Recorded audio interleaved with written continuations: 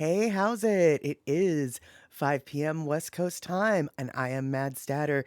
It is time for Chatter with Statter every Wednesday and Sunday here on Twitch, 5 p.m. West Coast time, as I said, 3 p.m. on the islands, 8 p.m. on the East Coast, and every place else around the world. We're going to have to do those maths on your own, folks. It is time to get the party started.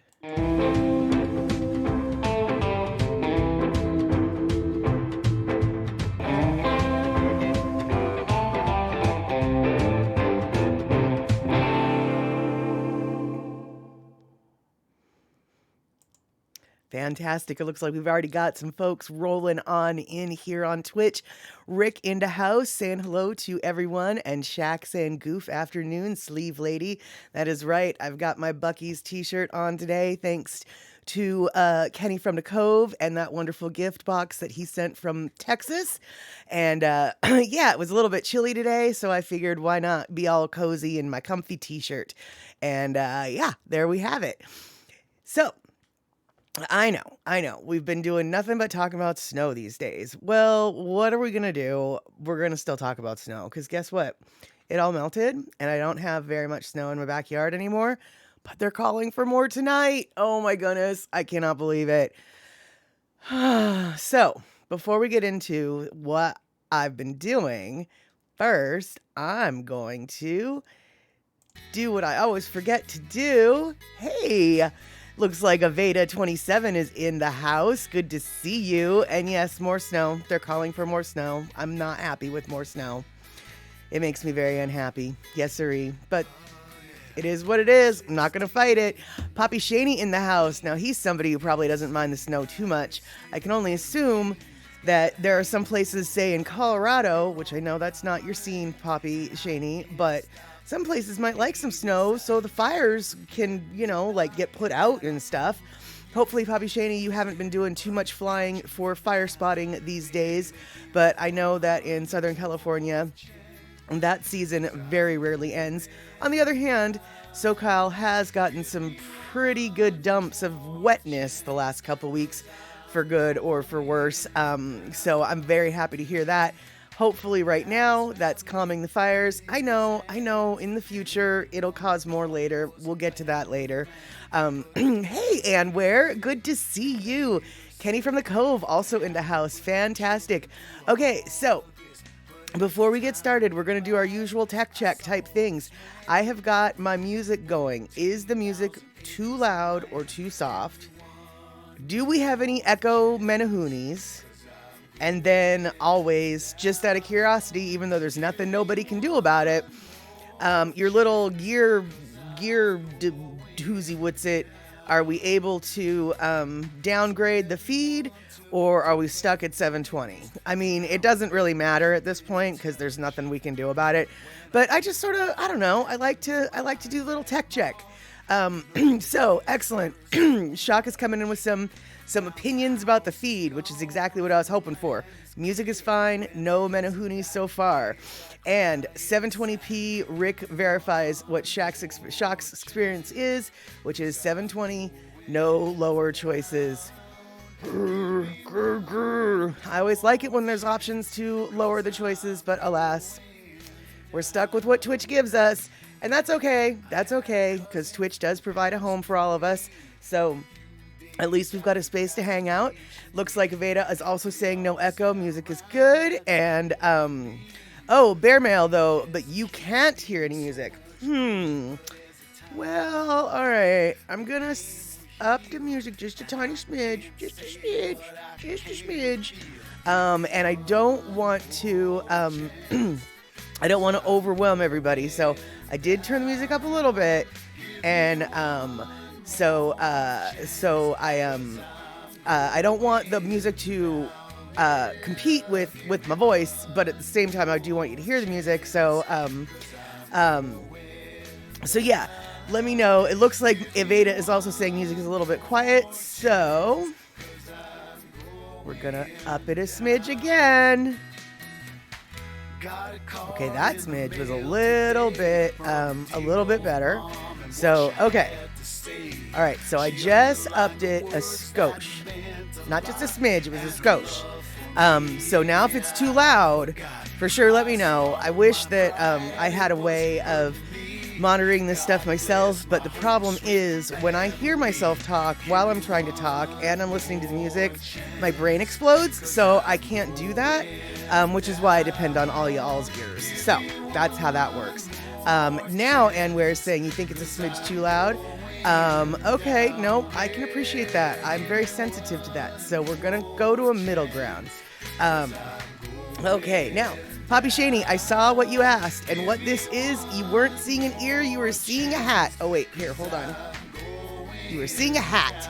Now you're seeing, there you go, that is the Bucc-ee Beaver. And Buc-ee's is, gosh darn it, there we go, Bucc-ee Beaver. That is the logo for the, well, you know, I'm still not sure what Buc-ee's is. I'm not sure if it's a convenience store or if it's a truck stop or if it's like a grocery store or if it's a food place or if it's a food court or if it's a brand of food or whatever, because it seems to be all of those things. So I don't really know what Buc-ee's considers themselves, but Kenny from the Cove got me this t-shirt, and I decided that it was a perfect day for wearing cozy t-shirt. So yes, Buc-ee is who is on the front of my shirt. So, and where, well, Lono is never too loud, but I do want to hear what you have to say. Okay. And so you're still getting a little bit too sensitive with the too loudness. I can appreciate that logic. So we're gonna adjust just a tiny bit. Just a smidgen, and I heard you, and now hopefully you can hear that it went down just a tiny bit.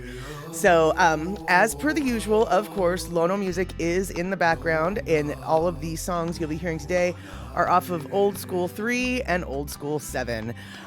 Wait, I think it's Old School 3. Let me double check. Yes, Old School 3 and Old School 7. So it is a mixed bag of all those songs. And if you are liking those songs and you would like to purchase those albums yourself, well, just go to lonomusic.com and he has got those albums for you for download right there. There you have it, rabbit. All right, so it sounds like we've got the music adjusted. It sounds like we've got the usual tech check of annoyance taken care of. So what I was going to do today, at least to start out with, was to, like I was saying, oh my goodness, still talking about snow. Yes, still talk about snow. I have spent some time the last week sort of pretending to think about trying to learn how to use some video editing software. Notice all of that. Yeah, so, I'm by no means, thanks Anne for popping up that beautiful link. For Lono Music. Yeah, so as we all know, this stream has started out to embrace what everyone doesn't know how to do. And it varies from person to person. This stream has been front row center for everybody to watch me learn how to do a lot of things poorly. From graphic design to tech setup. I still haven't mastered the overlays. That's on the next burner.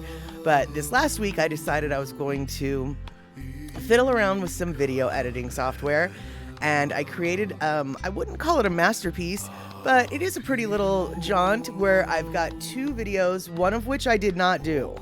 The video that I did not do is from Lao Ocean, and we already saw a clip of part of that video a couple streams ago when he went through Pike Place Market in the snow. I will be putting a link to Lao Ocean's full-length video. I need you to know all the credit for any of the snow footage in this video is not my video. That was Lao Ocean's video. He's a streamer on YouTube who takes you on street level walks and street level drives of the Seattle area. If you're interested in the different neighborhoods, especially the South Seattle end neighborhoods, I cannot recommend enough his channel. I am a little bit biased. I am a fan of Seattle, so obviously I love watching his content. But I really encourage all of you guys to check him out if you are interested in that type of thing. So, Kenny from the Cove is coming in explaining just what Buc-ee's is. And Buc-ee's, it's a huge, humongous roadside convenience store. Not really much of a truck stop, not any big rig-oriented services. Okay, so there you go. It's just a huge convenience store. Because from what I understand, it's, I think, the largest convenience store in the continental United States. Or did that... Or is that something that I'm just making up? Because I'm really good at just making stuff up. But I don't think I am. So, Kenny, could you point and laugh at me if I'm wrong? Or let me know if I'm right? That would be super awesome, maybe? Mitchie Mama, weird. You can only watch on your phone, but not your computer. So, now here's a tech person who doesn't know anything talking to another tech person who knows probably about as much as I know, which is not very much. So, is your phone running off of your internet Wi-Fi, or is your phone running off of your data with your phone company? Because I'm thinking, and this is where it gets dangerous, when I say the phrase, I'm thinking, so I'm thinking, oh, it's on the same Wi-Fi. Well, then what I was thinking doesn't apply. Because I was like, well, maybe your Wi-Fi is all messed up, but the phone link is all good. But since it's on the same Wi-Fi, like I said, when I'm thinking, things get dangerous. Hey, Devin, good to see you. I haven't seen you for a little while. We haven't seen you here for a little while. And so I'm so stoked that you are able to come on in. It looks like your computer's kind of wonky too. You're on your phone too. Padding them numbers. Yeah, well, Devin, didn't you have like a catastrophic failure of like all technical everythings with like, oh yeah, all the TVs exploded and our laptops just decided to burn in, to catch on fire randomly and this, that, and the other thing. I mean, I just have to... if I seem to remember you, like one thing after another went wrong with your tech, which was one of the stumbling blocks for why you started or stopped streaming. So yeah, wonky, it sounds like, is maybe a nice way to put what your phone is, or what your computer is at this point. Bear Mail, I should have a dishwasher emote. I don't know whether to laugh or cry at that suggestion. I don't know if you were here for... Yeah, that's right. It's still within arm's reach. I don't know if you were here for the latest update, but not only have they sent... Oh, I don't even know where the third one went. Yeah, so I've got 2 of the wrong parts, and then I asked them to refund my money, and they were like, no, we promise we're going to send you the right part. And they sent me another wrong part. So now I have 3 of the wrong parts, although I don't know where the third one went. Shh, don't tell them that. Yeah, so 3 of the wrong parts. My dishwasher's still not working, so, maybe one day as a celebration, I'll have a dishwasher remote. How about that? Yes, sirree. Yeah. Let's see here. Right, exactly, Devin. You're using duct tape and gum to tune in tonight. I'm gonna suggest, if you've got a little bit, if you need to, you might want to string some paper clips together and hold them up really high. That might help with the reception as well. Yeah. So Kenny is coming in. Not sure if Buc-ee's is the biggest, but it wouldn't surprise me. And they have awesome hot Sammys and fudge. Yeah, wait, I feel like I saw a... I feel like I saw a YouTube show on Buc-ee's at a food review. They've got hot sandwiches. They've got a couple different places you can get different kind of food. They've got smoked meats. They've got a deli. They've got a this and a that. And you can get pre-made food too. Or you can get the hot made to custom, or fresh to order, made to order. That's the phrase I'm looking for. Made to order stuffs. Yeah, Buc-ee's seems like a whole thing. And I know that they've got a whole line of snacks with their own label on it, because Kenny from the Cove sent me a huge box. And I've been slowly making my way through all of those treats. But, things like candy pecans. Oh my God, those were really good. And those went away really, really fast. And then the beaver nuggets, which are basically like Cheetos, but not with the cheese. Like Buc-ee's got smart and was just like, how about we take these puffy corn things and cover them in sugar and syrup and stuff? And it's like, yeah, why don't you do that? And they did, and it's good. Yeah. Yep. Kenny from the Cove, that dishwasher is my white whale. You have got to, you nailed it right there. Hey, Darlene, good to see you. No worries you're late because your sister called. Real life gets in the way of streaming life. You never have to apologize for that. I especially know, Darlene, if you or Rick don't show face, that there's a darn good reason, because all y'all are here on the reg, and it's you're part of the lungs and the spine and the rib cage of what this chatterbox is. It is, foundational equipment is what you are. So let's see here, Devin, and you got the paper clips too for your reception. You're standing on one leg, hopping up and down, sort of helps. Exactly. Don't forget, it's all in the way you hold your tongue. Yep, that works. Gotta do it. Let's see here. Bear Mail, you used to believe in high school that if you turned your flip phone upside down and held it under your chin with your mouth open, it would make the reception better. Honestly, I wouldn't be surprised if it did. That is crazy voodoo talk, and it is exactly what works when it comes to random electronics. Yeah, exactly. I know, Darlene, candied pecans are delicious. I have to admit, and this is gluttonous of me, I'm not gonna lie. So Kenny, he sent me a package. It was unopened, and the package looked so perfect, and the pecans in it look so perfect they almost look fake. And so I was kind of afraid to open it, and so I told my boss about it. Right? I was like, oh my God, I'm gonna share these with you. They're gonna be so good. Well, yeah, you really shouldn't tell people what you're gonna do when it comes to candied pecans and sharing. Yeah, I accidentally opened that package before I went to work. Yeah, my boss got to try the crumbs. I mean,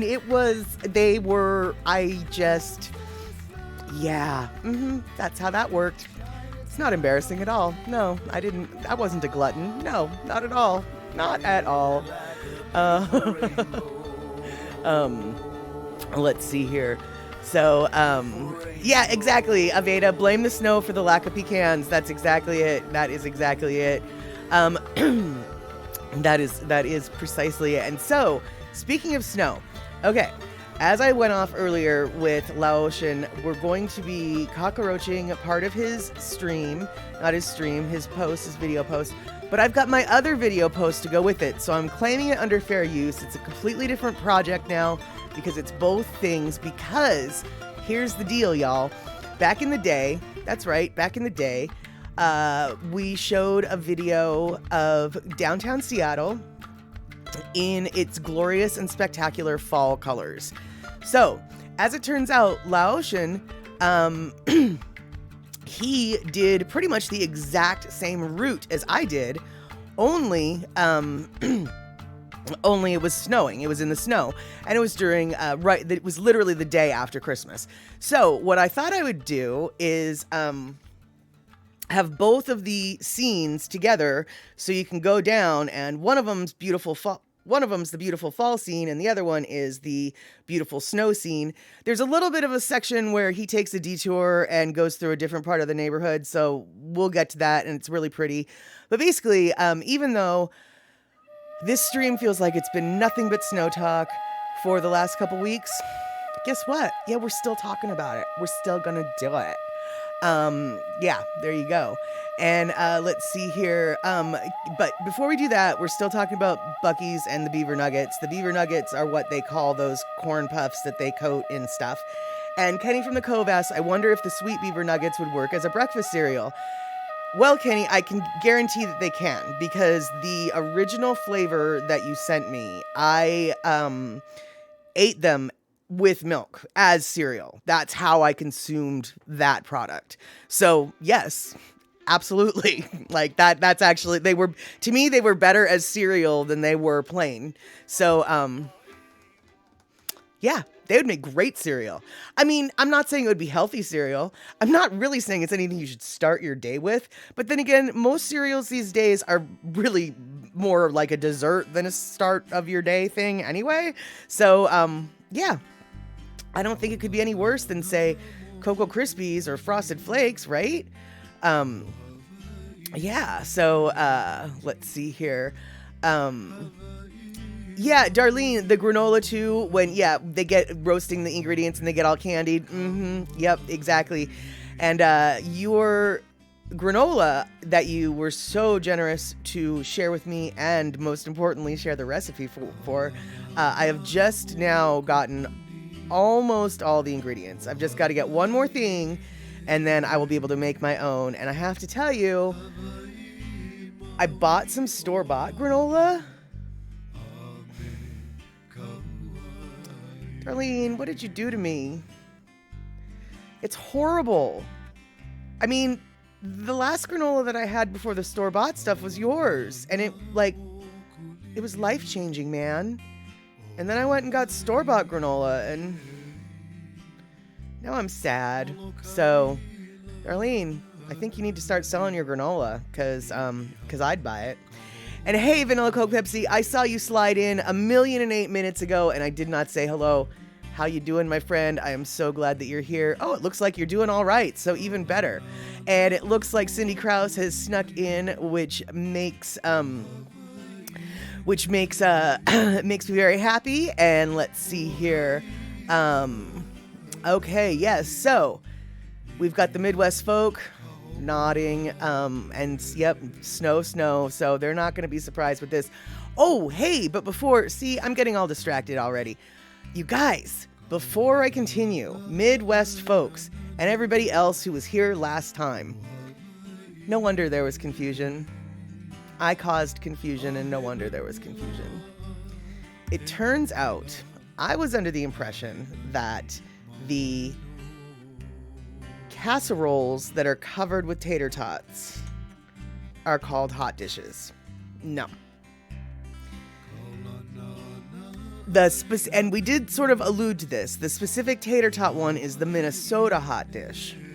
But hot dish, apparently, when I went to do more research, is just the Midwest term for a casserole.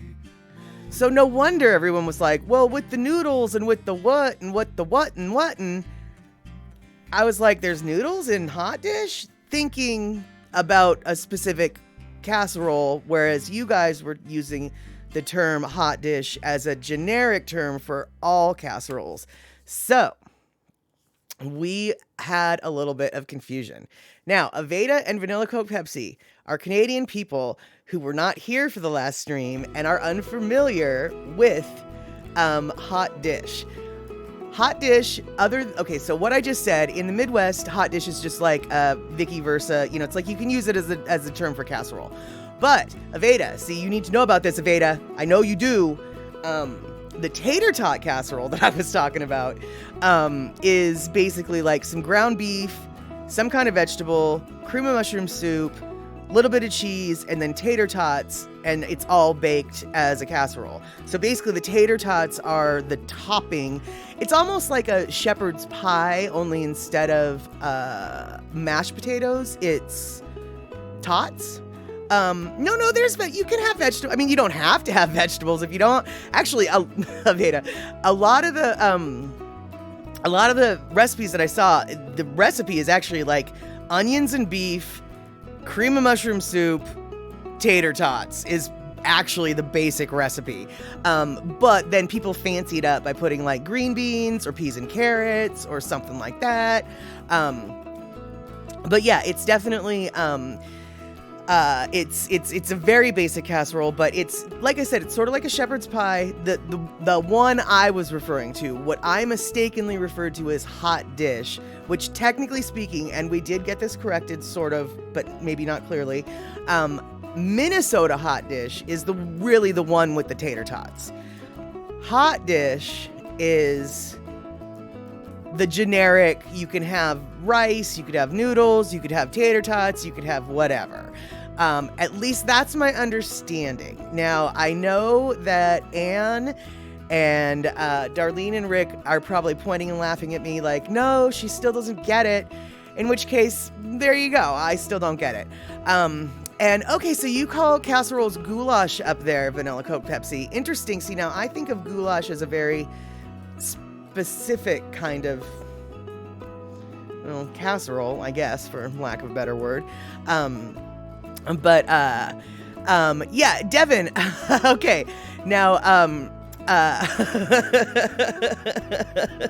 so, Aveda, am I tater tot casserole explaining to you? Apparently I am. You might have already known it. But see, last week I was asking people like how to jazz this up. And so if you've never heard of it, then there you go. But Devin also, Aveda, because I know that you're a fan of the taters. There is something, if you have not heard of this, I do encourage you to look it up. And Devin has it right there. 2 words, funeral potatoes. You're welcome. Life-changing. Yeah, and funeral potatoes essentially are like a tater tot casserole. Although tater tots aren't always used. Sometimes hash browns are used. But basically they're like a casserole of cheesy, like a loaded baked potato, with like the sour cream and the chives and the cheese. It's like a casserole of that. And so I think that you might be into funeral potatoes, Aveda. I understand that funeral potatoes often have bacon in them, but I imagine that you can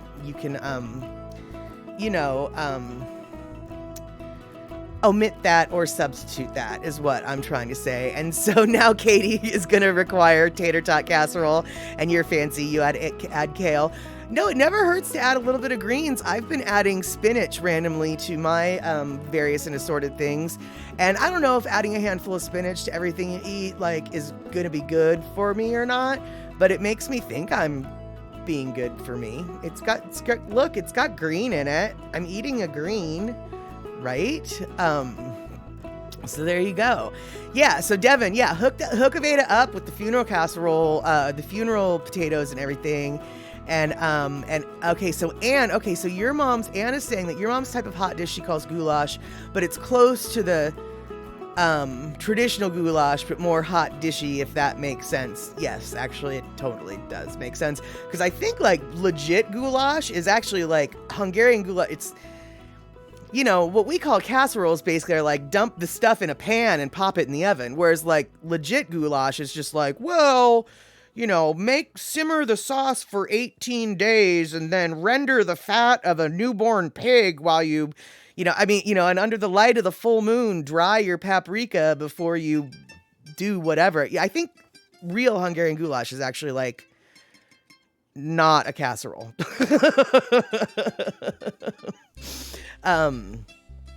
Yes, and where funeral hot dish? I actually. These are Google. Are you in my Google search engine? Because these were things that I did Google after the last stream in order to figure out how off was I with this hot dish thing? And as it turns out, I was kind of off. Because I truly thought that hot dish was the tater tot casserole. It could not be anything else. And from the stream, it was very clear, oh no, it's more than just the tater tot casserole. You need to figure this one out. So, let's see here. Vanilla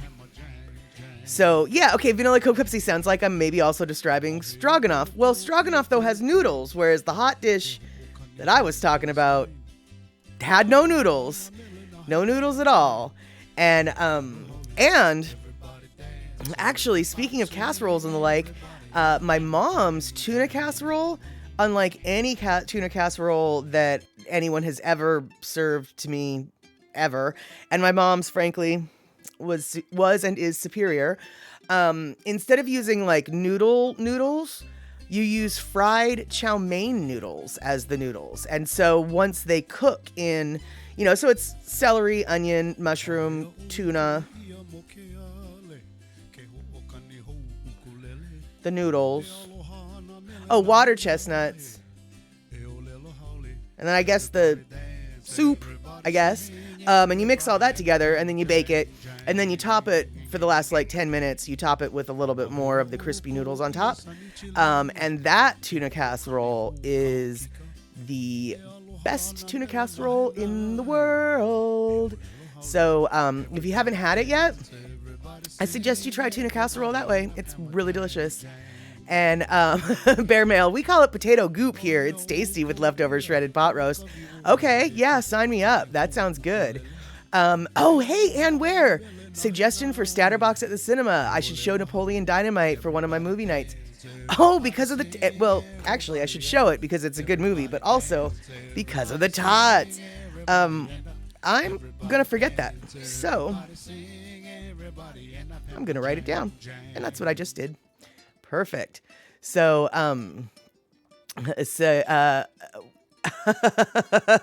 oh, vanilla Coke Pepsi, the way I say stroganoff kills you. I don't know how I'm supposed to say stroganoff, but I can tell you this. I'll bet you it doesn't hurt you as much as it hurts you when I say pamplemousse. Yeah, I know. It's pamplemousse. Kenny from the Cove, real Hungarian goulash is just meat and brown sauce gravy. Okay, yeah. So Aveda, right, tuna casserole is egg noodles with potato chips on top. Perfectly delicious, but that's not the way my mom made it, and my mom's is still superior. Fight me. Okay, don't fight me, but try my version. Try my mom's version. It's a really good version. Yeah. So, right. Okay, so Ann Ware, hot dishes can have new... Yeah, so Ann Ware is confirming my gut instinct, which is hot dishes are basically the same thing as a casserole. Hot dishes can have noodles. It's anything that is a dish that can serve lots of people and you can carry it to the event easily. I asked my mom about it. Oh, good. I'm glad that maybe some discussions were spurred. So, and now Rick's coming in with the real facts. Excellent. Oh, I guess this is hot dish take 2. Goodness gracious. Okay, Wiki said, according to Rick, Wiki says a casserole or hot dish is typically a baked food with 3 main components: pieces of meat, or fish, or other protein. Okay, so hold on. I'm skipping here and I shouldn't. Okay. Typically baked food with 3 main components: some kind of protein, i.e. a meat such as chicken or ground beef, a fish such as tuna, or other protein such as beans or tofu, various chopped or canned vegetables such as green beans or peas, and a starchy binder such as flour, potato, or pasta, and covered with cheese. Interesting. Well, I am going to argue that it doesn't always have to include cheese. And as much as that pains me to say it because I love cheese, my mom's tuna casserole is fully a casserole, and there's no cheese on it. So, Mitchie Mama, you just remember you don't have unlimited data, so you have to wait for a better stream. Gosh darn it, Twitch. That is so annoying. Let's see here. Kenny from the Cove, do you have a copy of Napoleon Dynamite? Because if you do, you know where to send it, and I'll be mailing you I'll be mailing you a crate full of movies back eventually, shortly. So don't think that they're lost forever. But if you want to throw another, if you've got it, don't go out and buy it, because here's the thing: I can probably find it at the library, and so there's no need to go buying anything unless last resort is buying stuff. So yeah, but if you already have it and you want to donate it to the cinema, then by all means throw that in the mail, and and we will definitely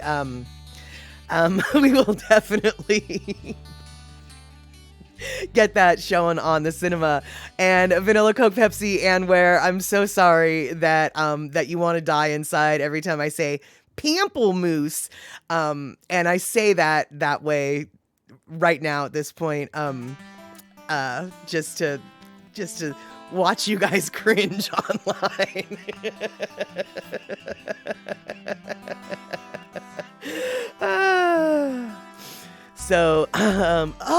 Okay, so Darlene, you're splitting hairs. You also had heard that casserole dishes can be made with rice, whereas hot dish in that particular snippet did not mention rice. So, okay, I'm open to that distinction.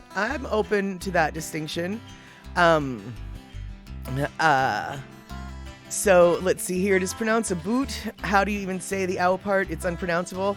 I say about in so many different ways. That's why I have been accused of having a Canadian Muslim Hawaiian accent. So,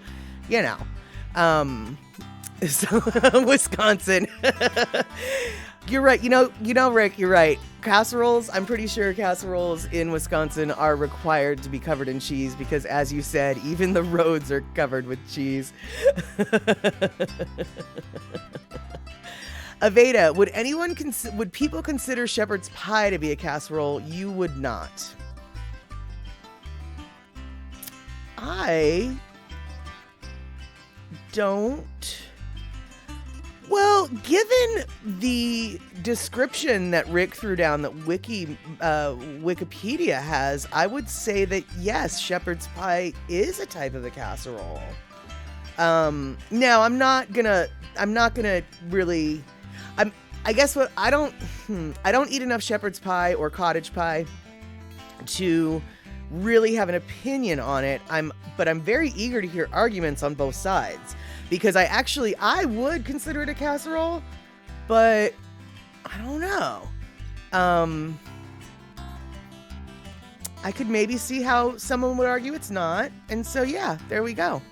Okay, well, Kenny from the Cove, don't worry about getting Napoleon Dynamite in the mail by Monday at the latest. Take your time, because we have got, in fact, it's not in arm's reach. We've got movies already lined up through mid-February. I just got Groundhog's Day from the library today, and I've got that downloaded. So, and then we've got Bad News Bears, The Descendants, The Proposal, which you lent to us, Kenny. We're good through, I think, the 19th of February. So there is definitely no rush on getting the movie up this way. I mean, throw it in whenever. I guess what I'm saying is don't rush yourself. Throw it in when it's convenient. But, we won't be seeing it until mid-February because we've already got the docket lined up with all the everythings. Let's see here. And no, it is a specific and very deliberate slaughtering of pamplemousse. And the reason why I say it that way is because my boss and Aveda, who's on this stream, both wanted to hurt me when they heard me say it that way. They definitely pointed and laughed. So, yeah. Let's see here. It looks like we've got... Oh, no, I don't know if I can say this because I don't know if I know how to pronounce it. Boy, Ulu Soy Sam. Hey, how you doing, first-time chatter? Let me know if I pronounced that name wrong or right. So, let's see here. So, and where it's in a casserole-type dish, unlike a savory pie that uses a crust or bread to hold the mushy goodness. Right, that's exactly what I'm thinking, is cottage pie and shepherd's pie don't technically have a crust. So, like, if it was more like a quiche, which, by the way, remember, quiches can be made with a tater tot crust. That's right, Aveda, you might not know. You might not have been here when we talked about the tater tot crust quiche. I'll have to hook you up with that recipe. But yeah, since there's not any kind of like bottom layer of carbness or whatever, to me it seems like it falls more under the only reason why a cottage pie or a shepherd's pie would be a pie is because it's usually traditionally served in a pie tin. But other than the shape of the dish that it's in, I don't really know if I would call it a pie. Then again, clam chowder is named clam chowder, not clam soup, all of because of the vessel that it's cooked in. So, So, yeah. Well, Ulu Soy Sam, I do not have an OnlyFans, so I'm not so sure that that's your only social media because you're here on Twitch. So hang out here on Twitch every Wednesday, Saturday, and Sunday, and you'll see me. But if you want to throw down some bits or throw me a tip, I am welcome to that as well. But we are going to be fully clothed here. This is definitely not OnlyFans. So let's see here. Oh, okay. Here we go. Now the conversation is starting. Darlene says, nope, it's in layers. It's not all mixed together. So therefore, it's not a casserole. Okay. See, I'm good. I'm good with that. That is, That I'm good with that argument. I see. Now you might have made me switch my stance. See, this is why I'm glad that we are talking about this. This is awesome. And so, yes, absolutely. I admit it. I absolutely admit it. It was definitely done to make all y'all cringe. Well, okay, actually, it was done for two reasons. First off, I can't pronounce it right. I mean, I actually, even if I tried to pronounce it right, you'd probably just be like, oh, dude, go back to the wrong way. Just go back to the way you were saying it, because you, even when you're not trying, you're still saying it just as wrong. So, yeah, that's the reason why I did it, was one, to make you guys cringe, and two, even if I tried to say it right, you'd still end up cringing. So there you go.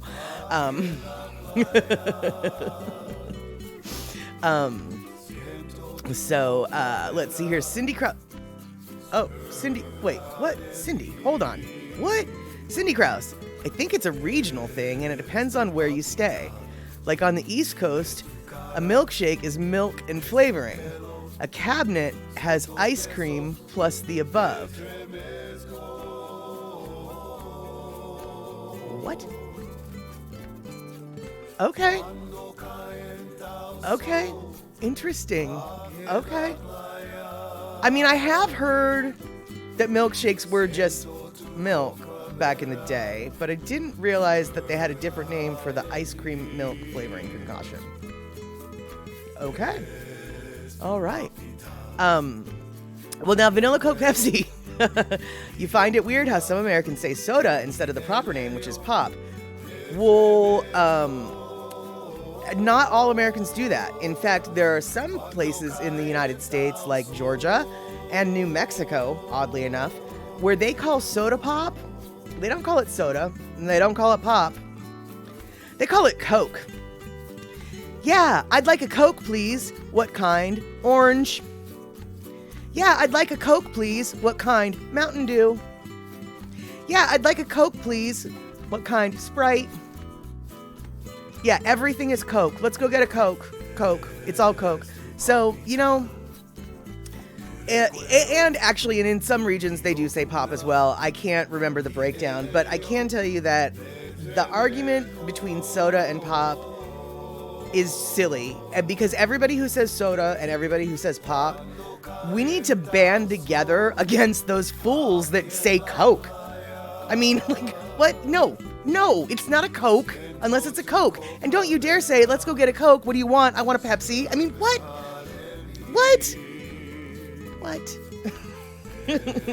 Yes, Aveda, taut crusted for a quiche. That's right. I'll hook you up with the details later. Yeah. So, Vanilla Coke Pepsi, simply put, after making a weekend roast, very, very European thing to do, unused meat was repurposed into a pie using affordable potatoes as a crust. That being said, if forced, I'd maintain the more traditionally Irish meal is the lamb-made dish known as shepherd's pie, whereas the British-made version is cottage pie. Well now, my friend, Vanilla Coke Pepsi, that is exactly why I have been using the term shepherd's pie and cottage pie as two distinct terms, because indeed, shepherd's pie is with lamb. That is what a shepherd's pie is all about. And it's the cottage pie that is with the beef. And I'm enough of a foodie to be willing to make that distinction. Most people, though, especially in the US, if it's a shepherd's pie, 9 times out of 10, it's going to be made with beef. It's just the way it is. But I'm really stoked that you made that distinction. I'm really glad that we're on the same page with that. And so, yeah, pot pie, I've never thought that pot pies were ever anything but a pie. I mean, come on, you know, you got the crust and you got the crust. And then, of course, you've got hand pies, which are like pot pies, only you can eat them with your hand. And, you know, those are all pies. And I wouldn't call those casseroles. But the shepherd's pie / cottage pie, that's a little bit different. On the other hand, the non-mixing thing, I feel like that is is maybe a good point, but here we go. Aveda's coming in, but my tater tot casserole is in layers, and it's still a casserole. Okay, so now we've muddied the water again. All right. So, yeah, no, Darlene, I am feeling your argument. I really am feeling your argument. It is in a pie plate, still made in layers, mashed potatoes on top, not a casserole. Dude, I'm so on that page. On the other hand, Aveda does bring up a good point with the whole layering of the tater tot casserole. So, yeah, all right then. There we go. So let's see here. And where now you have questions about mixed or layered. I know. I mean, we tackle the important topics here on Chatter with Statter. I mean, really, with all that's going on in the world, I don't understand why more people aren't discussing this important topic, which is casseroles, pies, layered or mixed. I mean, how is this not? I'm not sure. I feel like maybe an international conference needs to be convened. So, oh, awesome. It looks like Kenny from the Cove is throwing out some gift subs to Belly Bear. No, not Belly Bear. Bear Belly 40 and Shenpu. And by the way, I don't know if Shenpu is here today. I have a feeling he is not. Because if they were here today, they would probably be throwing their television or their, they would be coming out of my monitor at me, what with them actually living in France, and hearing what I said about their grapefruits.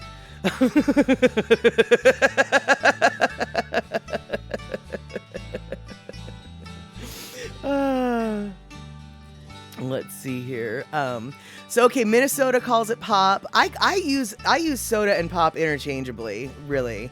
And oftentimes, like Shock just pointed out, soda pop is actually what I oftentimes say.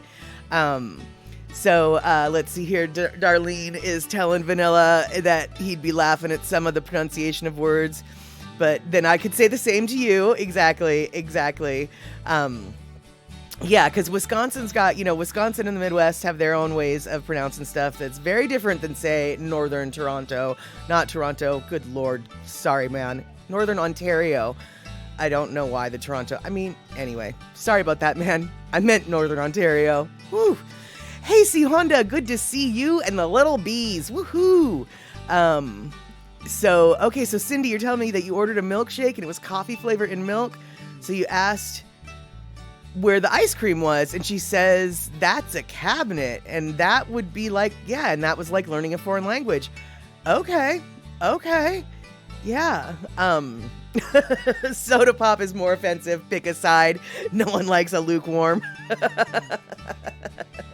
You're funny, Vanilla Coke Pepsi. You're funny. All right, let's see here. What do we got going on?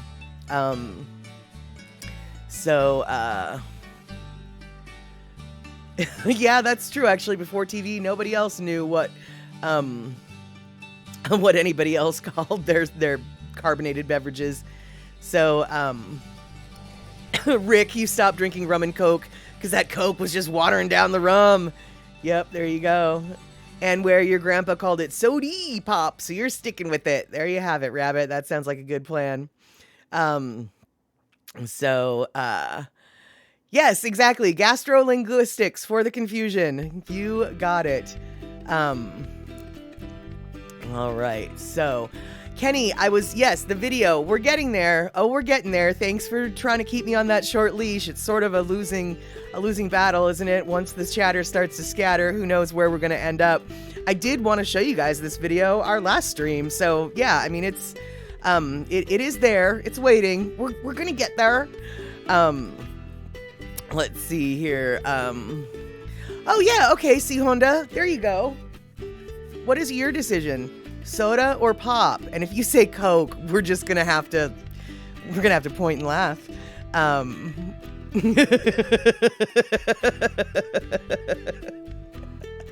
Yes, well, Vanilla Coke Pepsi, the evil smile that I do at the end of the slaughtering, yes, tells you all you need to know. Yeah, so, oh good, you're not offended by my lack of geography as an insult. Good, because you thought New Jersey was a city for the longest time. Honestly, I remember when you said that, and it's I mean, it's really kind of funny that you thought that. On the other hand, there is a city called New York, so why wouldn't there be a city called New Jersey? There is a city called Jersey, so why wouldn't there be a New Jersey? I mean, your confusion was logically sound. It was just wrong.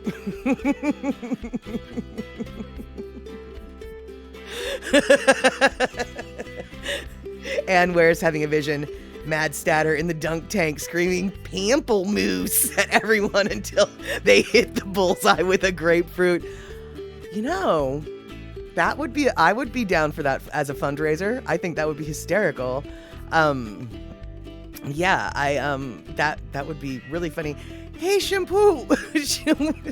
Oh, hey, Shampoo. We were just talking about you. Yes, we were, because I am massacring the French word for grapefruit. And I've got a Canadian person and a French-speaking Midwesterner who are both, they want to die when they hear me say pamplemousse. That's right, you just heard me say it, pamplemousse. And yes, I know it's wrong. So, I am doing great today. I hope you're doing well until you heard what I just said. And now I'm sure you want to shrivel up and die inside, in which case, sorry. Oh, you thought New Jersey was in Wisconsin and that Detroit was a state? Dude, New Jersey being in Wisconsin totally makes sense. I mean, it doesn't, but it totally makes sense. I mean, Jersey is where the cows come from. Jersey is where all the milk and all the English good stuff comes from. And Wisconsin is where all of our milk comes from. I mean, there's a method to your madness. It's completely wrong, and you know that. But for like as wrong as you were back when you thought that, you kind of had good reason. I mean, you know, your thesis had some support to it, right?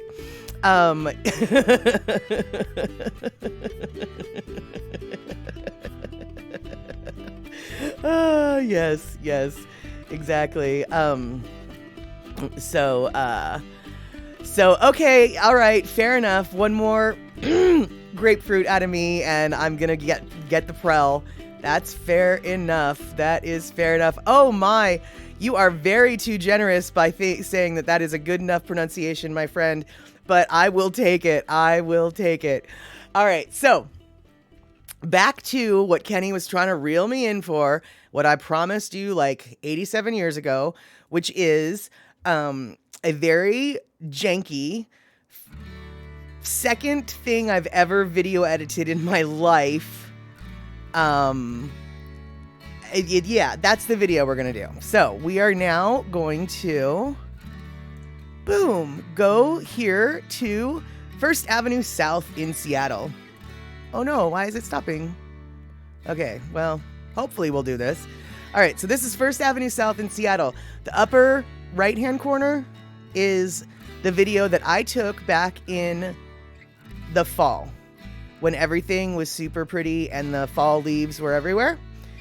And the snowscape that you're seeing on the main screen, that, remember, is from a YouTube streamer called Lao Ocean.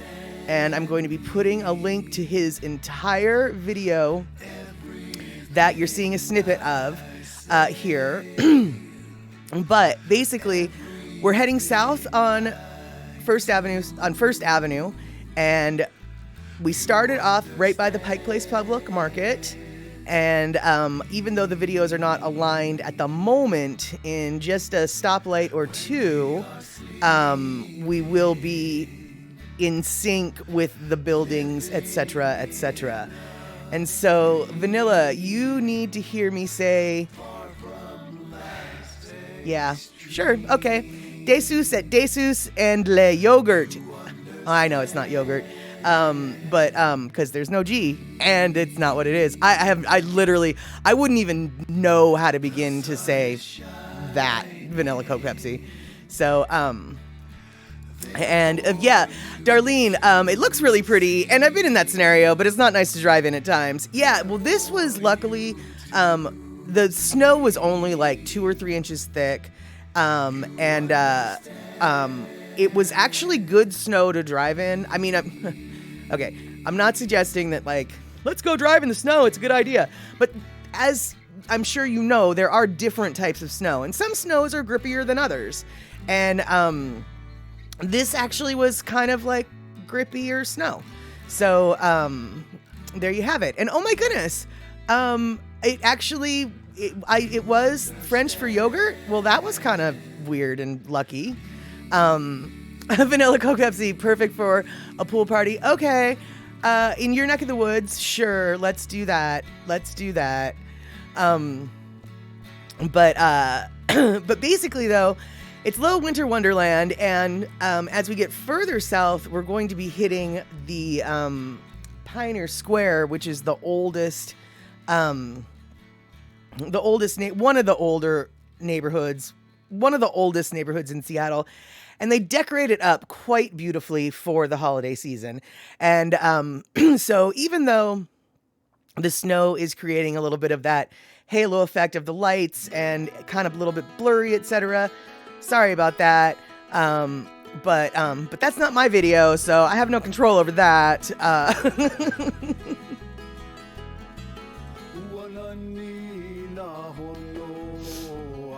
Oh, silly Vanilla Coke Pepsi. No, this is not 68F. This was actually this was probably around 26 degrees Fahrenheit.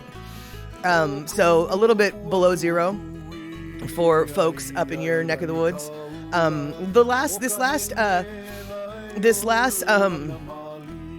The last week before, or the week between Christmas and New Year's was ridiculously chilly by Seattle standards. So it's not nearly as cold as what you're used to, but still. And so this is what I was telling you about, the really pretty Pioneer Square area, all decorated for the holidays. And let's see. So, no, you don't. Oh, you're so silly. I do think it's chilly because around here it is chilly for around here.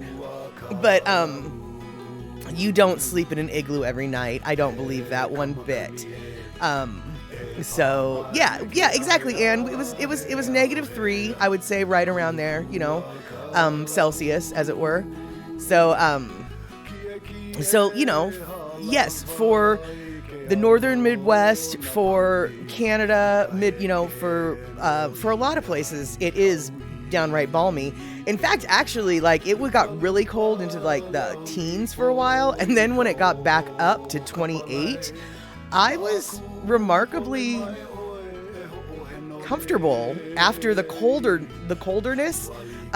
Hitting 28, it was I don't even know if I need a jacket. So I totally get what you're saying, Vanilla Coke Pepsi, where it's just it's really not that cold. You're right. Once you get used to it, it actually really isn't that cold. But for people who, live in my neck of the woods, it kind of is cold. So, okay. We're going to take that away, and now this is the little side jaunt that Lao Ocean went down. This is sort of going east up into the International District / the Pioneer Square Business District. As you can see, very old buildings. This is what old school Seattle used to look like, unlike further north where lots of buildings have been rebuilt, or this one building that we're approaching right here. That's obviously a new building. This neighborhood, though, majority of it is the old classic stuff. And this particular street has a really nice shot of Lumen Field, which used to be known as CenturyLink Field. And that is our football stadium, I think. And so that's what you're looking at right there, is one of the entryways to the football stadium. And it's just kind of pretty. So, and where are those streetcar wires or electric bus type wires? Those are for the electric buses. We do have streetcars, but not in that neighborhood. So, those ones are for the buses. And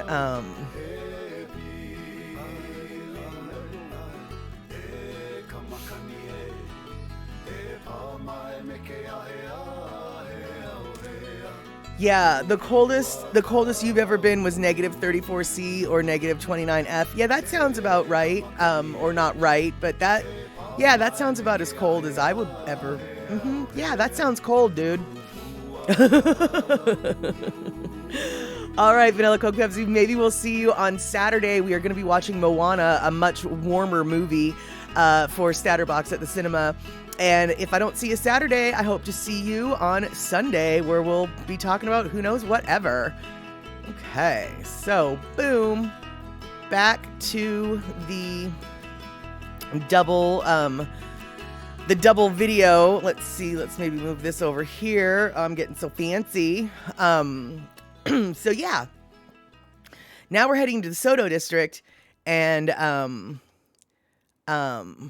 so let's see here, Vanilla, you're saying, I didn't realize it either. Once you're surrounded by blizzards in Arctic every day, the cold doesn't bother you. Right, yeah, exactly, absolutely. I remember when I was in high school, we had a string of weather that was in the 20s, and then by the time it warmed up to be into the 30s, yeah, lots of people were riding down the sled hill in front of my house without jackets on, even though it was 30 degrees, because after it had been 20 degrees, 30 degrees seemed warm, which it really did. So, yeah, C Honda, no, it's not the Soda district, but I know what you meant to type, and Auto Carrot just came in and thought it was helping. This is absolutely the Soto district. Soto means south of the dome. Actually, that's not true. Soto now means south of downtown. But back when the Kingdom existed, the Soto district actually meant south of the dome. And really, the Soto district is a lot of industrial stuff. And the Soto district is where the headquarters for Starbucks is. And it also is where King 5 News, right there, as you can see, has their station. But that's brand new, because they used to have their station much further north, closer to the Seattle Center. So, so there you have it. But yeah, good eye, C Honda. You definitely know exactly where we're at here in Seattle, and that is the Soto district. And yeah, it's weird to live in a place where you grade the cold based on whether it's cold if the air is a stabbing pain on your face, or if it'll just give you frostbite after a while. Oh, Hawaii, that's why I love you. Yes, exactly. Oh, C Honda, I knew exactly what you meant. Even if Auto Carrot was just like, oh, I'm helping because I'm Auto Carrot. Yeah, no, we know. Oh, okay, Kenny from the Cove looks like he was doing some research there about Buc-ee's. Buc-ee's does hold the world record for the largest gas station. The biggest one is no longer the one in New Braunfels. The biggest one is in Sierraville, Texas, 74,000 square feet. Okay, so what I'm hearing you say, actually, though, is they have held that record twice. And the first one was the one in New Braunfels, and then the second one, and then their second location in... Oh, all right. Let's try this one more time, shall we? So it sounds like Buc-ee's had a big one in New Braunfels, and then Buc-ee's went and built a bigger one in Sierraville. Is that what I'm hearing you say? So yeah, let's see here. So Rick, you heard what I heard too. Exactly. So Soda district. Yeah, no, it's Sodo. It's SODO, south of downtown, is what that is. And so, so let's see here. So we've already passed the Starbucks headquarters in my video, but now this video, this big building that you're eventually going to see all up in your face, that is where the world headquarters, right there, world headquarters of Starbucks is in that building. And from what I understand, it's not just in that building. It like owns the whole building. It takes up the whole building. It is the building. So, so yeah, that was my fancy editing job, where I tried to match up where I was versus where he was. And where I'm so glad that you thought that was a beautiful drive. When I saw it the first time, I thought it was a beautiful drive too, But then when I like tried to edit things together and I watched it over and over and over and over and over and over again, I was like, is this boring, or is this as pretty as I thought it was? Is this really pretty? Should I even show this? Because, once you watch something so many times, like, quite honestly, I don't understand how people know, or how do they know when their project is done? Because by the time you're done with your project, aren't you like so tired of it that it just looks like crap no matter how good it is? Maybe that's just me. But that's kind of how it felt. So, yeah, it's definitely one of the better looking world headquarters. Good architecture compared to some. Yeah, and I don't know what that building used to be. That building is an old building. Starbucks, it was something before it was the Starbucks headquarters. And I'm sure it was something before that and something before that and something before that. But yeah, that building is a super old building. And for the most part, it's original. However, the centerpiece that is the tallest section that has the Starbucks logo on it, that is, I think, like 6 feet higher than the original structure, because that part of the building in the 2006 earthquake, it's a brick building. That part of the building in the 2006 earthquake collapsed and fell down. So they had to rebuild that part. But other than that, the building is basically original. And yeah, I guess you're right, Shinpo. You need other people's opinions. You need a second set of eyes. That's true. That is exactly it.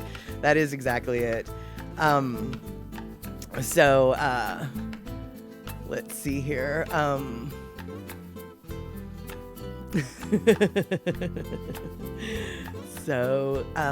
okay, yeah, it gets kooky at the end of an edit, right? It's good to sleep on it and come back and look at it with fresh eyes later. Yeah, yeah, still though, I'm glad you guys thought it was pretty, because that was basically that's what I was hoping for.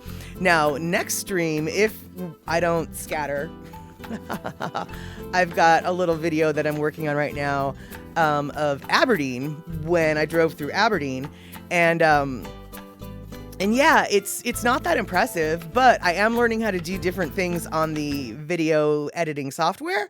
So you guys get to learn with me or watch my learning curve, and you get to point and laugh, because really what I'm doing isn't that difficult, yet at the same time it takes a really long time for me because I'm learning how to do it. And so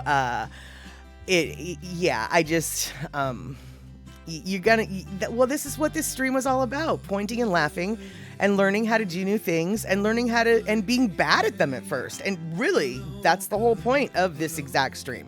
So you guys get to point and laugh and watch me be bad.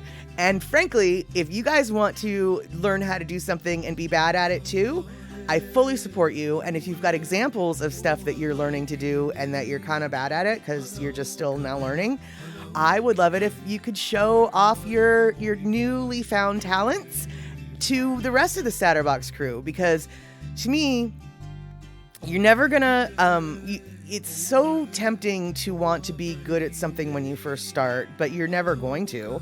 So accept that. And it's just like, yep, this is crappy. Here it is. And like, it's okay, is sort of.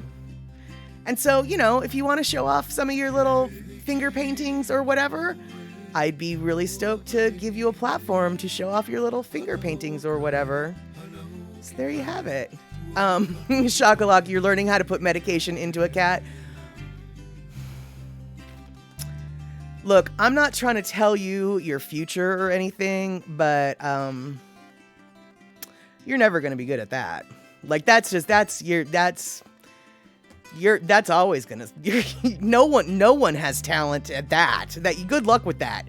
Good luck with that, Shock. Good luck. So let's see here. Yeah, exactly, Shampoo. No one starts as a pro, and that's what this is a celebration of. Is definitely not. Don't expect the best, because we're all beginners here. I mean, beginners for sure. So just celebrate the beginningness. And then what's even better is if you keep doing your beginningness, then eventually you become like an intermediate beginner, and you can look back at your stuff at the beginning and you go, oh, yeah, well, that was good for back then, but I could actually do that better. And that's a win. And exactly it. You're going to get bitten. If you're going to give the kitty cat little medications, you're going to get bitten. It's just how that works. Speaking as someone who used to have 5 cats, and I lived by myself, well, yeah, you're going to get bitten. And that's okay. I mean, just clean the wound later.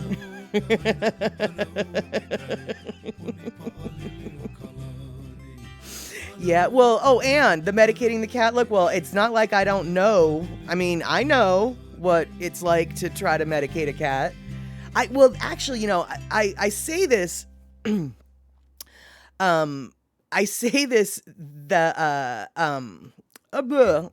clearly I don't say this.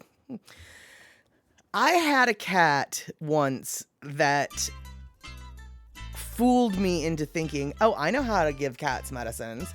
And it's like, no, that one particular cat just was so compliant under my hands that he would open his mouth and let me do his thing. But then his brother one day needed some meds, and I realized, oh, I don't know nothing. I don't know how to give a cat medicine at all. That was a bloody, bruised battle that I honestly don't really know who won. I mean, I did eventually get the medicine down his throat, so I guess I did. But I think I learned more of a lesson than he did. Yeah, exactly, Rick. The pills you always find later on the floor. That's why I'm like, I don't really know if I gave him his meds. I think I did. Yeah. Oh, and actually, liquid medicine is almost just as hard because I once had a cat, I don't know what he did, but I put it in his mouth and it came shooting out his nose. So I don't know what happened, but it didn't go in. I do know that. Devin, gotta dress in layers, more padding, more betta, for sure, but that's not always helpful. I had this one cat, his name was Big Poppy, for a reason. He was a feral who adopted me and decided that my house is where he would be. And slowly but surely, he became acclimated to getting touched, picked up, belly rubbed, ear scritched, etc. It was a long process, but we got there. However, one day I was scritching his ears, or his little, not ears, that's not an ear, but his face and his ears, and he was really digging it. And then I stopped because I was doing other stuff. Well, he was not happy that I stopped, and so he just went bop, and he just bopped me once on the calf. I had on 2 layers of socks, knee-high socks, and a pair of jeans. He bopped me so hard with his claws and his paw that I started to bleed through 2 layers of socks and jeans. And later on, I had a perfect, and I really wish I got a picture of this, I had a perfect paw-shaped bruise. I mean, individual toe beans and the whole pad, bop. It was the cutest bruise I've ever had in my life. He never did that again, though. He learned real quick that was an unacceptable behavior. I flicked his ears and made a really loud noise, and never again did he do that. But that one bop, multiple layers of clothing, bleeding through, and the cutest bruise ever. That's how it works. So, Love Pat, how you doing? Good to see you coming in. We are talking about the dangers of giving cats medicine at this point. We were talking about other stuff too. Don't even remember. We had a video about snow, I think. But now we're talking about cats and the danger they can be. So,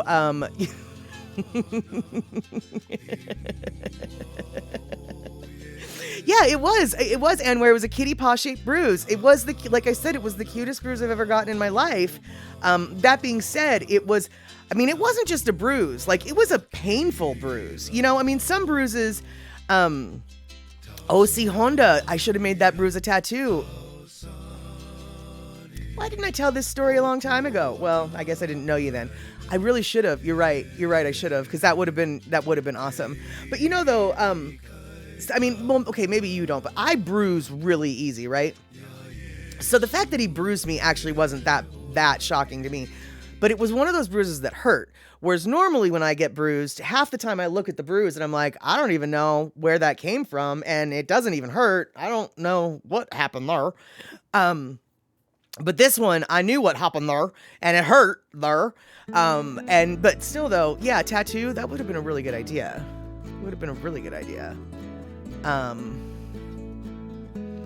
So let's see here.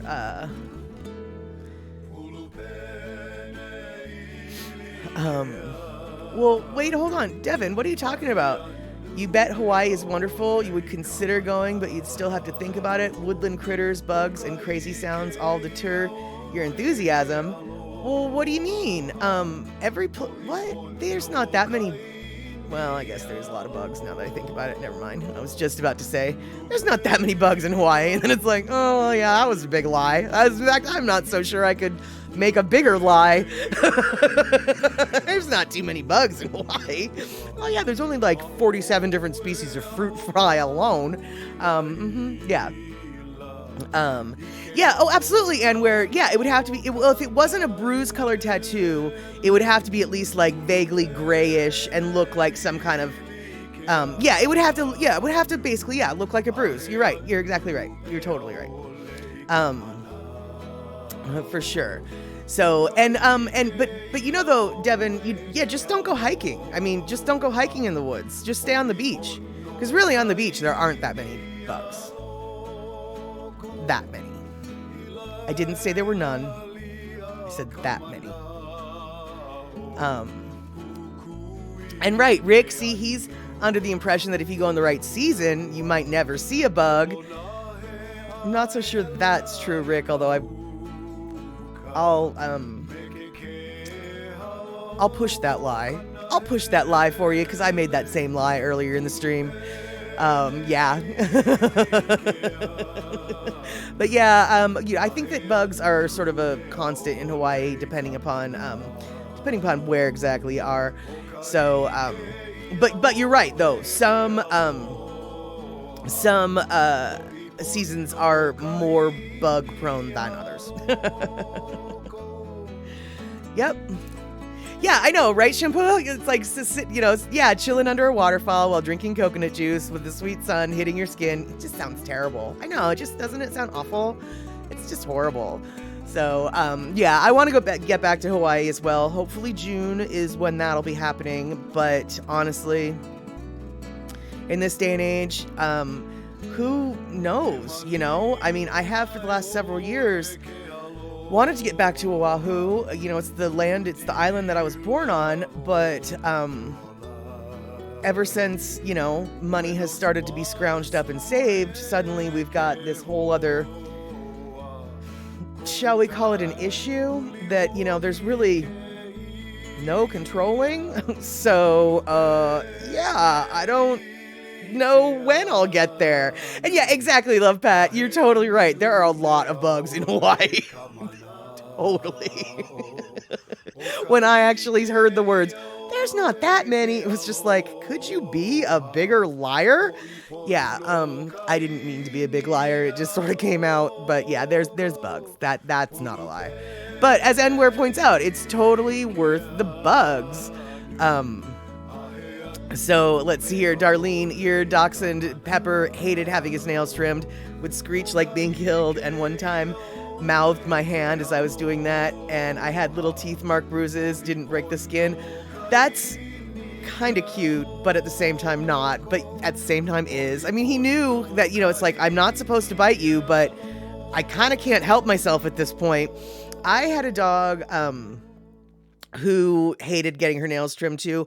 I took her to the vet for it though, because she was such a flippin' drama queen, literally, that when I adopted her from the rescue, the vet place that worked with the rescue, they had access to her for a little while and had trimmed her nails twice. The first time they tried to trim her nails, they did, but it took 3 vet techs to deal with her. Now, she was a little corgi chihuahua mix. She wasn't more than, she was like 16 pounds. She was not a big dog. 3 vet techs it took to calm her or to restrain her so they could do her nails. So that was the first time they did her nails. The second time that they did her nails, they gave her a quick shot to put her under. They were just like, screw it.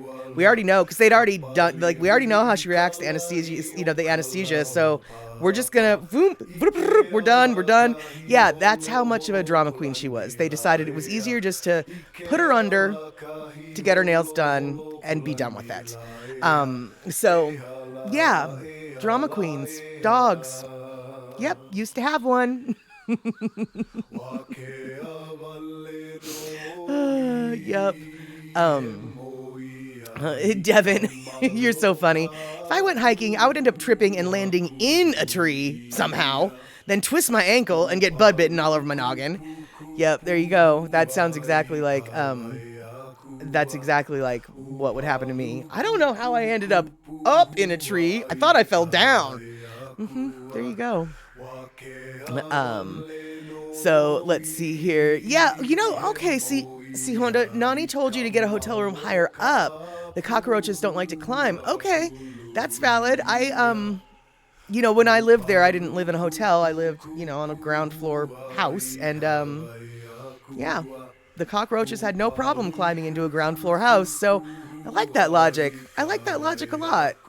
Higher up hotel room. I'm going to make note of that. I know, right? Waking up midday just to eat some lobster and go back to bed, having a massage. How awful. Well, okay, check this out, dude. So, the lobster that's in Hawaii actually isn't that good. The lobster that you get in France, the stuff that the New England style, the stuff that's the Northern Atlantic lobster, that is the superior lobster. And the South Pacific, the Pacific lobsters, the spiny lobsters, all the stuff they call lobsters in the Pacific Ocean are not the same thing. I mean, they're, a similar animal, but they don't taste the same. They don't have the same texture. So, if you're going to go to Hawaii, there is actually a restaurant called, I think it's called the Lobster Roll, and they import in the good kind lobster from the East Coast. And it's one of the only places on the island that actually has, and that's all they serve when they have their lobsters, the East Coast style lobster.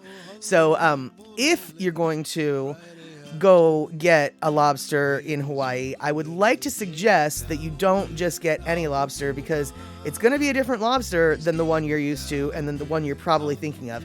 And it's going to be an inferior lobster. I say this as someone who is a West Coast person, and I will use any excuse to say that the West Coast is better than the East Coast. Every opportunity I get, I will say that.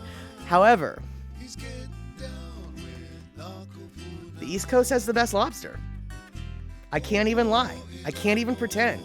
When it comes to that sea bug called a lobster, the East Coast has the West Coast beat. I mean, and when I say beat, I mean beat. I mean, like, the West Coast lobster is just like, what is this mushy, tasteless thing of gross awfulness? So yeah. There you have it. I really think that that you might be, if you've ever eaten a lobster in France and then you go to Hawaii and you make sure that you don't make sure that you get the right kind of lobster, you might be disappointed. So yeah, there you have it. Let's see here. Devin, you've never had lobster? Well, I'll tell you right now, if you ever do decide to try lobster, make sure it is New England lobster, Maine lobster. I don't remember. What is it called? Are they Maine lobster? New England lobster? I don't remember. I think they're called Maine lobsters. Anyway, they're the ones from the East Coast. West Coast lobsters are gross. They just are. They just are. They're not the same. They're not the same. So if you're going to throw down the money for lobster, I really think that you need to get the East Coast lobster. Now, Anne, you prefer East Coast oysters to the West Coast. You're weird and you're wrong, and let me tell you why. Okay, that's not true. I mean, you might be weird and you might be wrong, but maybe not about this. But no, actually, I think you are. The world's best oysters come from the Hood Canal on the West Coast. They're these tiny little lobster oysters. They're sought after worldwide, but I will give you this. The fact that you have an opinion over East Coast versus West Coast oysters makes me very happy. I may not agree with your opinion, but I like that you know enough that like, oh yeah, those are different. Oh yeah, those are different. And I like that one better than that one. That's good. That's good. I like that. And okay, so it is Maine lobster. And yes, Maine lobster is perfection. Totally. Totally. And let's see here. So, Shock, you were surprised when your friend from Santa Cruz wanted to go seafood restaurant when he visited us. Oh, no, I'm not surprised at all for a couple of reasons. First off, East Coast, easier to get the better lobster. But also, the seafood on the East Coast is very different than the seafood on the West Coast. Just because they've got clams doesn't mean they have the same kind of clams, as we do over there and this, that, and the other thing. Oh, hey, Yungacorn, how you doing? Yungacorn, how you doing? Yungacorn. I don't know if I said that right, but how you doing? Super stoked that you can join us here. We're talking about lobsters right now, East Coast versus West Coast. And looks like Willie Baseball, how you doing, first time chatter? We are sitting here talking about the superior lobsters that Maine has versus the West Coast.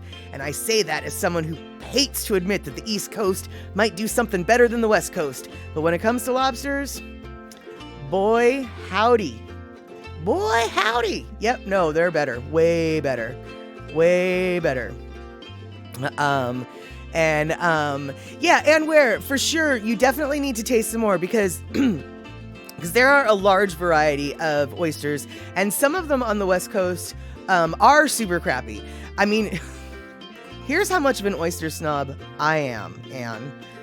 I will only eat oysters that have been harvested on the Hood Canal between the Quilcene River and the Hamma River. Okay, like that, it's just like, unless it's in that geographical area, I don't want nothing to do with that. So yeah, you definitely, be an oyster snob. I'm not even one to point a finger, but, maybe be open to the fact that there might be a variety over here on the West Coast that's not so bad. I'm open to the fact that there might be a variety on the East Coast that's not that bad. I just don't know where those would be procured. Whereas on the West Coast, I know exactly where they would be procured. Between Quilcene and Hamma on the Hood Canal. Yep. So let's see here.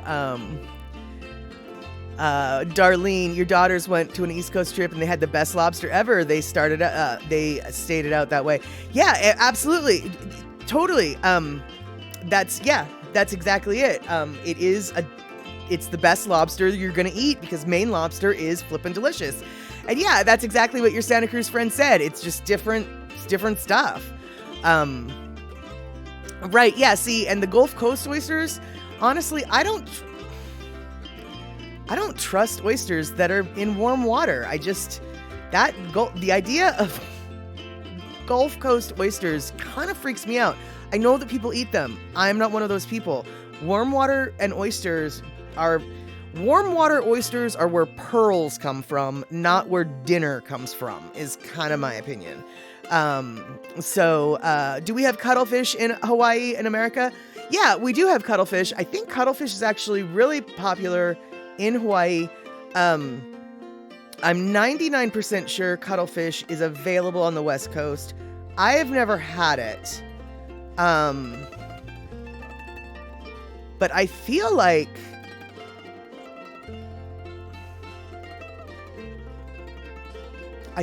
I saw a restaurant that had it on their menu not too long ago. But I'm really good at making that kind of thing up, so I might be lying. But I do know that, yes, it is available in America. I can tell you that. So let's see here. Yeah, since we're on a Seattle stream, we're all kind of right here right now. There you go. Okay, yeah, Anne where? Okay, well, well, Anne. First off, no wonder you like the East Coast better than the West Coast oysters, because you never had them when you were here. Your selection might not have been that great. Even if you had the best in the world, they're not nearly as fresh as they would be if you were here on the beach gathering them and cooking them, which is how I eat my oysters. I got lobster on the brain. So yeah, I have no doubt in my mind that your West Coast oysters were inferior to the ones that were probably a smidge fresher from the East Coast. So yeah, for sure, if you're open to eating oysters, I suggest if you ever make it out to the West Coast or specifically Washington, I will do what I can to hook you up with the good stuff. Oh yeah, gotta hook you up with the good stuff. Let's see here. Oh yeah, snow crab. Well, snow crab, that is something, that we've got here in the Seattle area in abundance, because that's where the snow crab obviously comes from Alaska, and all the Alaskan fishing boats generally are based out of Seattle. So yeah, snow crab, we've got snow crab up to our eyeballs, but snow crab freezes really well, and so snow crab kind of travels really well, whereas oysters, I don't think you're supposed to freeze oysters. So yeah, yeah, okay, that's cool that in Florida you think you've got the best lobster, but you're wrong. Just so you know, you're wrong. Just so you know, but that doesn't mean it's not good. It just means it's not as good as Maine lobster. Yeah, see, Honda, you just eat the cuttlefish dried. You know what? Maybe that's what I'm thinking of, is all the cuttlefish that I see whenever I go to the Hong Kong Mart. There's just like bags upon bags upon bags and brands upon brands upon brands of cuttlefish, dried cuttlefish. So maybe that's what I'm thinking. That was what I was thinking I saw on the menu, and that's not a menu. That's just a bag of dried cuttlefish. Oh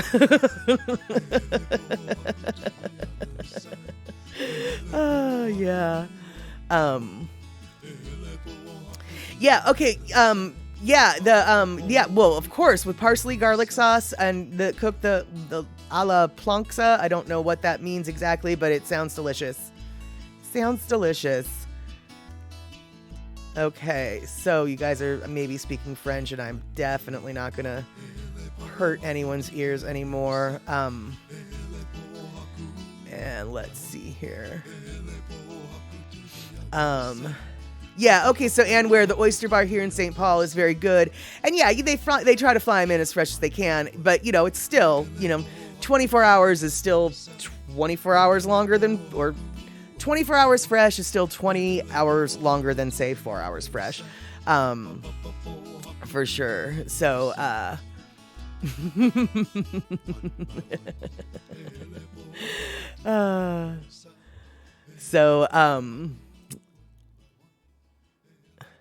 let's see here. Okay, yeah, eat them as fresh as possible. That makes sense, of course. All right, excellent. We've got talking about stink food, Hano Cow Cow. And let's see here. We've got oh, okay, so and where wrote in English. Okay, sorry, I missed that. Atlantic oyster on the west coast of France is really great. Yeah, okay. Well, considering that the lobster I prefer comes off of, say, the west coast of France, I have no doubt that the west coast of France has some pretty awesome seafood. And quite honestly, I don't really know if I've ever had like an East Coast, I don't know if I've had oyster from that area. And who knows, I might actually really like that. Because I'm 99.99999% sure that any oyster I've had did not come from France. So, yeah.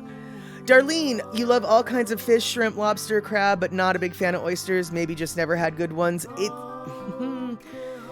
I'm not a fan of oysters either, and that's why I'm very particular about the ones that I do like. Part of the reason why I like the ones that I like, the ones that are from the Hood Canal, is because they're really small. So you don't have like this mouthful. And then also, by the way, let me make it clear, I do not eat them raw.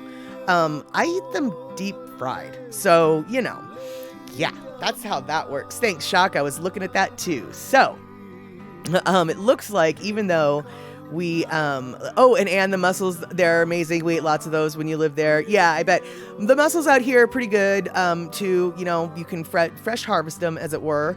So, yes, deep fried oysters. They're battered and deep fried. You better believe it, my friend. That's the best way to do it because I don't like oysters.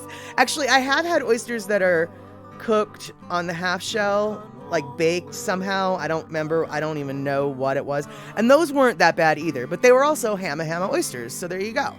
And yeah, who isn't a big fan of fried? You could fry a flippin',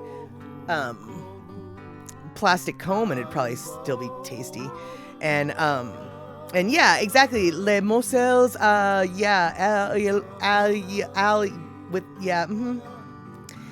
Here's the deal. I don't speak French at all.